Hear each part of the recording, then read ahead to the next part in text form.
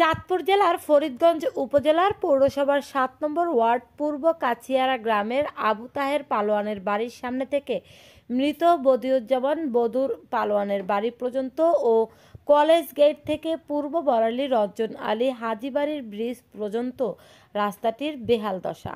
আমাদের চাঁদপুর ফরিদগঞ্জ উপজেলা প্রতিনিধি মোহাম্মদ নাইম হোসেনের পাঠানো ভিডিও চিত্রে দেখুন বিস্তারিত।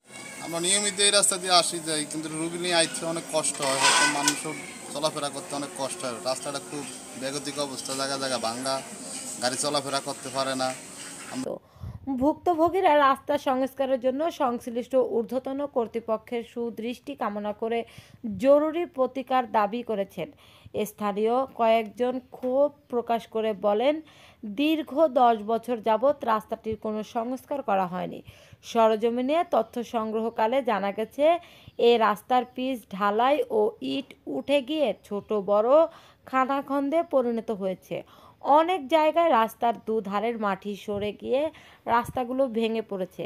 ব্যাটারি চালিত অটোরিকশা, ভ্যান গাড়ি ও মোটরসাইকেল আরোহীদের দুর্ভোগ পোহাতে হচ্ছে। সামান্য বৃষ্টিতে এই রাস্তায় কাদা সৃষ্টি হয়, যার ফলে এই রাস্তা দিয়ে চলাচল করা কষ্টকর হয়ে পড়ে। লিমা আক্তার, স্বাধীন ৭১। সত্য প্রকাশে আপোষহীন, স্বাধীন ৭১।